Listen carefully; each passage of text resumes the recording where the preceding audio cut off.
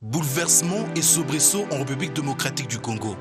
Avec la crise multiforme, considérer l'État congolais en faillite. Nous avons des difficultés. Le pays a des difficultés, mais cela ne peut pas dire automatiquement que le Congo est un État faillite, non. La souveraineté de l'RDC est-elle dépassée ou son élément de souveraineté se trouve-t-il mis à défi? Ces actions ne sont pas fondées.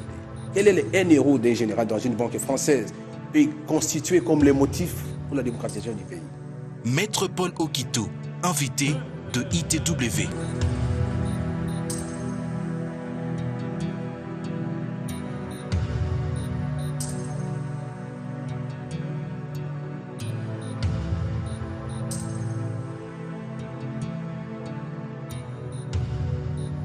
L'interprétation de la situation congolaise dépend parfois de la position de l'individu et dans quel angle politique se trouve cet individu. Moi, personnellement, je ne peux pas dire que l'État congolais est à faillite ou qu'il y ait au moins non et une certaine, qu'est-ce que vous voulez dire, dans la crise ou la crise institutionnelle. Non, je ne suis pas de cet avis-là. Je sais bien que les Congos ont des difficultés, nous ne pouvons pas ne pas reconnaître, se faire sous l'oreille. Nous avons des difficultés. Le pays a des difficultés, mais cela ne peut pas dire automatiquement que le Congo est un État faillite. Non, il y a un gouvernement, il y a des institutions que nous avons ici, issues des dernières élections de 2011. Ces institutions sont là. Quand bien même nous sommes arrivés à la fin du mandat de ces institutions, on avait trouvé un accord politique qui permet la continuité. Même la Constitution, article 70 alinéa D, on dit que non, l'institution président de la République reste jusqu'à ce que... Vous comprenez? La crise institutionnelle, non. Je peux dire peut-être il y a un peu le dysfonctionnement dans l'organisation du processus démocratique, dans l'évolution du processus démocratique. Là, je peux dire. Mais un État a faillite. A faillite sur quel point? Sur le plan économique ou sur le plan politique? Sur le plan politique, non, il n'y a pas de faillite. Non, parce que nous ne sommes pas les premiers pays au monde à avoir achevé une mandature politique et sans qu'il y ait des élections. Il y en a d'autres qui étaient dans cette situation. Vous comprenez? La faillite politique, non. Mais il faut d'abord placer les Congos dans les contextes actuels. Notre pays, les difficultés avec lesquelles les autorités congolaises étaient confrontées, tant sur le plan économique que sur le plan politique, avaient engendré d'une manière précise, je peux le confirmer, la désorganisation du processus démocratique, ce qui fait que nous attendons encore des élections. Parce que n'y étaient ces difficultés sur le plan interne. Les différents mouvements armés, les insurrections à l'intérieur du Kasaï et dans d'autres parties du territoire national. Tout cela ne pouvait être pris en compte. Pourquoi? Parce que pourquoi on organise les élections? C'est pour que les citoyens se déplacent librement et choisissent, ils votent. Si nous voulons organiser les élections ne peuvent pas être des élections en caractère partiel que non, on organise sur une portion du territoire et non pas sur une autre. Donc, il faut que les élections se déroulent sur l'étendue du territoire national. Il faut qu'elles soient démocratiques, libres et transparentes. Quand on dit libre, c'est-à-dire la liberté de se déplacer, de rentrer chez soi, ne pas être empêché par des hommes armés. Libre, c'est-à-dire les conditions des observations. Les observateurs internationaux ou nationaux doivent vérifier les conditions dans lesquelles les citoyens votent. Il faut que la voix des citoyens soit réellement comptabilisée et retenue et prise en compte que non, c'est telle personne qui a gagné ou tel candidat qui a gagné. C'est à ce moment-là. Parce que si les élections ne sont pas libres et démocratiques, transparentes et apaisées, il peut y avoir des répercussions sur la nature des institutions à venir. Vous comprenez? Donc, les conditions dans lesquelles vont se dérouler les élections apportent des effets positifs ou dépendants sur la nature des institutions à mettre en place.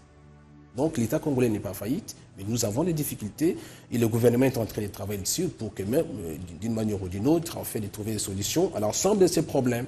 Ce n'est pas seulement question des élections, mais il faut aussi question de la sécurité interne du pays, parce que, prenons par exemple la situation des Kamwana Sampou, dans les Kasaï, chez moi.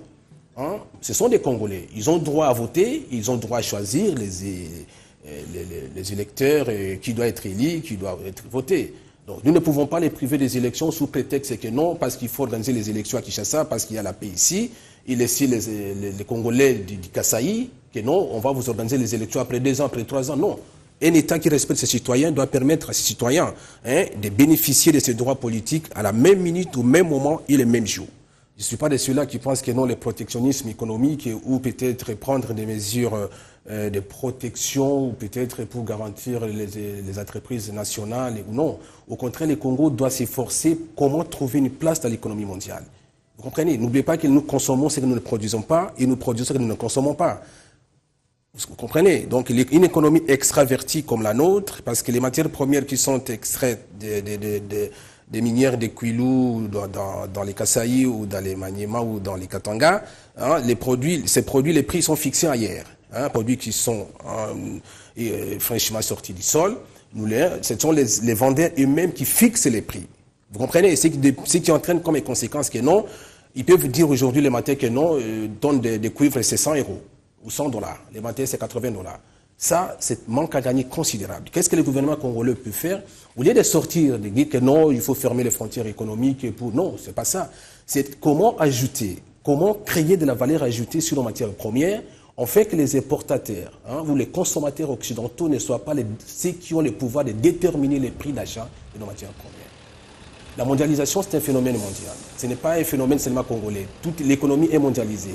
Hein, parce qu'aujourd'hui, je peux aller investir en Chine et vendre à Hong Kong ou bien vendre dans les Kasaï.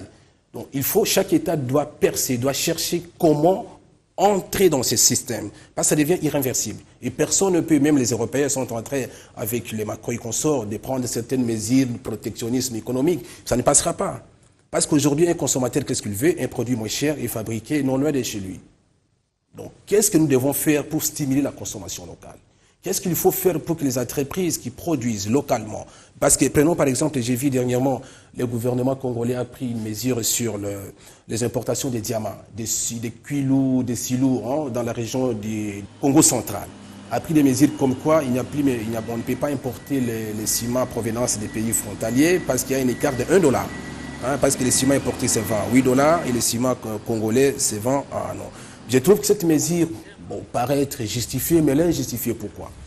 Vous allez comprendre pourquoi. Parce que interdire les importations du ciment pour différentiel de 1 $, les consommateurs congolais qu'on impose d'acheter les ciments à 9 $ n'a pas un pouvoir d'achat conséquent. Prenons par exemple quelqu'un qui a besoin de 1000 tonnes ou bien 1000 sacs de ciment. La somme devient importante. Qu'est-ce que l'État congolais peut faire? Si on peut subventionner les entreprises locales, hein, c'est-à-dire réduire les taxes fiscales, non pas pour créer peut-être les subventions, mais réduire certaines taxes, en fait d'augmenter la production locale. Et quand la production locale pourrait répondre à la demande locale, à ce moment-là, les prix seront complètement égaux.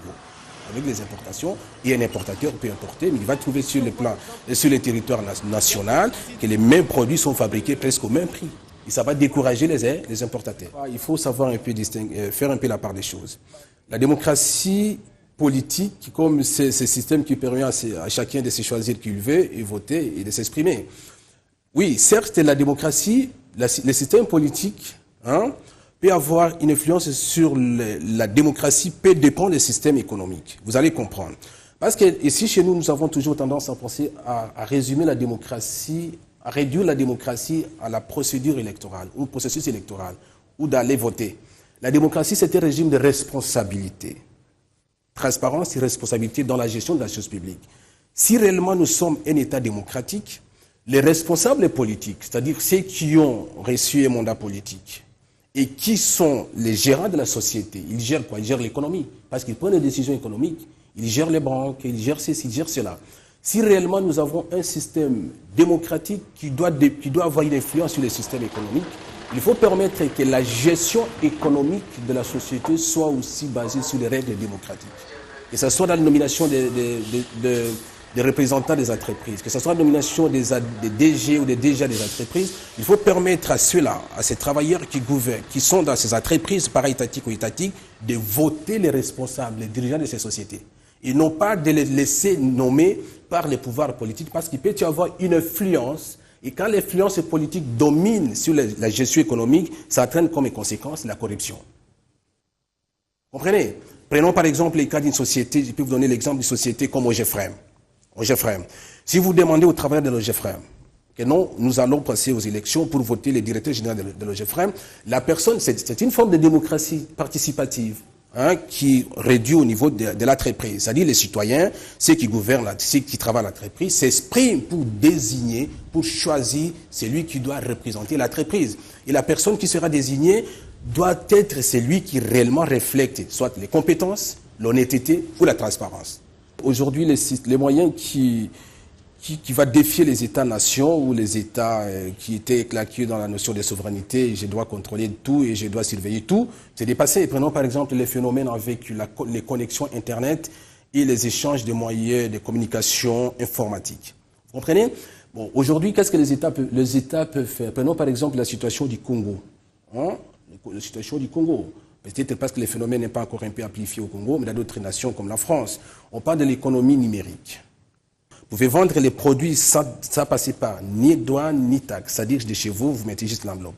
Donc il faut maintenant permettre comment l'État peut faire, parce que la notion de l'économie n'est plus l'économie de produire, d'amener, mais l'économie devient numérique, presque invisible. On peut faire des affaires, je suis chez moi et je peux passer une commande à Hong Kong, on me ramène les produits demain. Comment l'État peut suivre cette évolution technologique, l'évolution des sociétés modernes pour que sa souveraineté soit aussi dedans?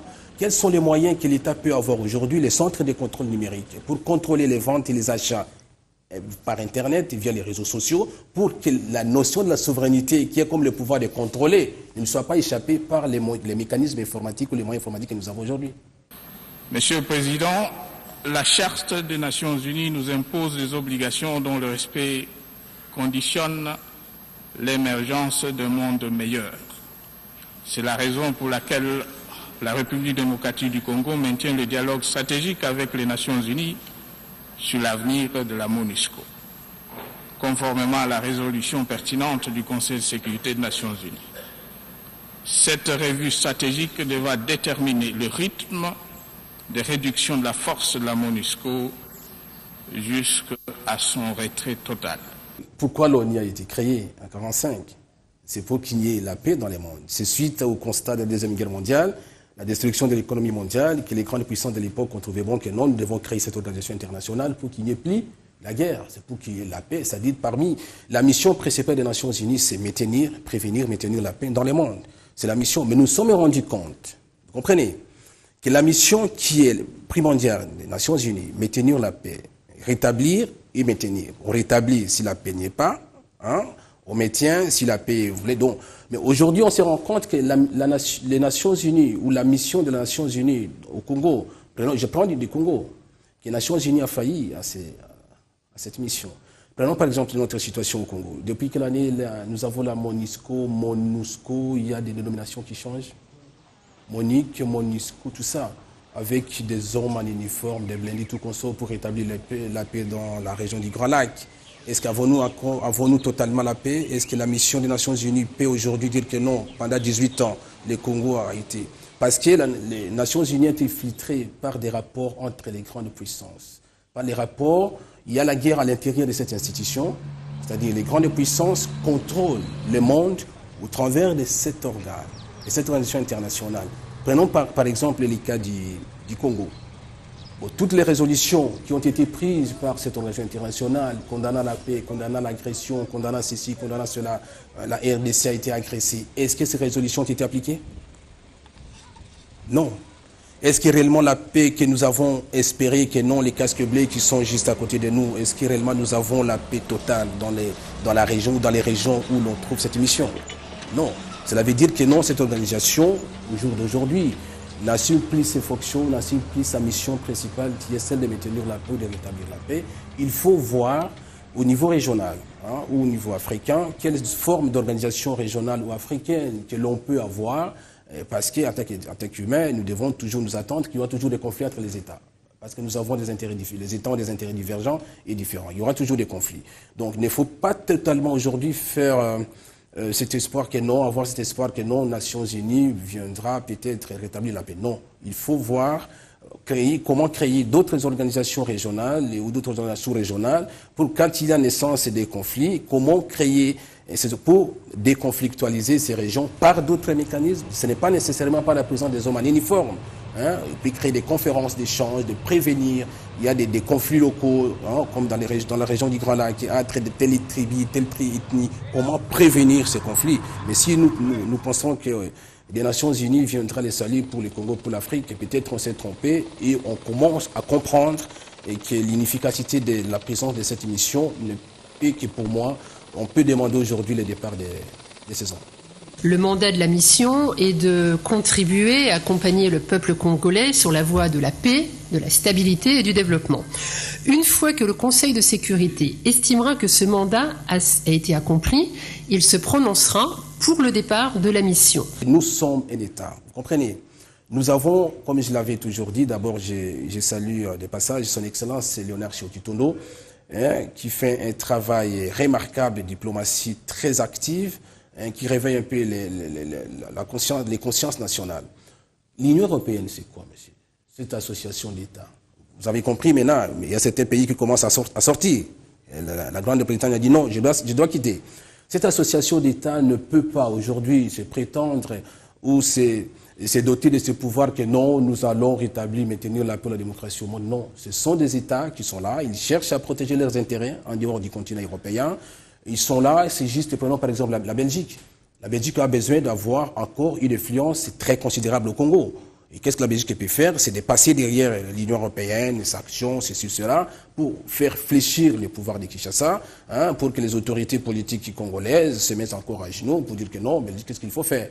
Nous ne pouvons pas compter sur ces institutions, moins encore sur l'Union européenne. Nous avons condamné ensemble les ingérences extérieures dans les politiques internes des pays de la région. Ces sanctions ne sont pas fondées. Ne sont pas fondées. Je n'entrerai pas sur le motif même des sanctions, mais sur les violations qui ont eu lieu, les violations procédurales, les violations des règles de procédure, les violations des formes substantielles que les conseils avaient commises. Prenons par exemple, vous savez très bien qu'aucun requérant congolais, aucune personnalité congolaise n'a été notifiée de la décision. Aucune. Alors que il faut que la communauté nationale comprenne. Le Congo, c'est un État. Et nous avons des autorités, nous avons le droit de les protéger, de les défendre par tout le monde. Donc les sanctions ont été prises, mais aucune autorité n'a été notifiée. C'est une décision à portée individuelle, une décision sanction à portée individuelle. Parce que vous regardez en marge de la décision, dans l'annexe 2, vous allez trouver les motifs de la décision, que non, ça et ça et ça et ça et ça. Donc les conseils avaient l'obligation de notifier individuellement les 17 concernés congolais, de les envoyer par voie postale d'une société de messagerie internationale et les notifier. Et les conseils n'avaient pas fait ça. Les conseils avaient l'obligation d'attendre au préalable les concernés, c'est-à-dire avant de prendre les sanctions. Les conseils avaient l'obligation, via soit son bureau de représentation à Kinshasa, ou soit les trichements des ministères des Affaires étrangères, devraient passer et attendre ces gens que non, je vais prendre des mesures dans quelques jours, avoir leurs observations. Ils devraient attendre, obtenir d'eux les observations quant au motif des faits qu'ils sont allégués. Et toutes ces mesures, ces dispositions n'ont pas été prises, et non pas seulement cela.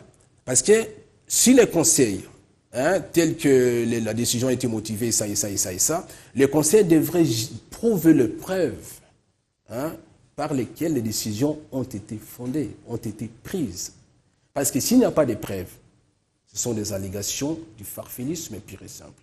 Alors, nous avons été contactés par son Excellence Léonard Tchiombe Tondo, que je salue. C'est un homme vraiment qui fait un travail remarquable, qui démontre que même la communauté africaine avait condamné ces actions au niveau de la SEDEC. Ils ont condamné que non, ce sont des actions injustifiées. Mais nous avons été contactés par le gouvernement congolais. Nous avons au jour d'aujourd'hui, les requêtes ont été déposées devant les juges de l'Union pour demander l'annulation de ces mesures qui sont injustifiées et infondées. Pourquoi infondées? Parce que les conseils justifient la prise de ces décisions pour promouvoir l'état des droits au Congo. Mais non, messieurs les journalistes. Si réellement les conseils, l'Union européenne, disons, avaient cette bonne attitude, bonne volonté, des bons samaritains d'aider le Congo, que non, pour qu'il y ait des élections, l'Union européenne devrait réserver une enveloppe conséquente de 2 milliards, des prêts peut-être sans intérêt, à mettre à la disposition de l'organe chargé des élections, la CENI ou les gouvernements, que non, je veux que le Congo soit un État démocratique, voici ce qu'il faut.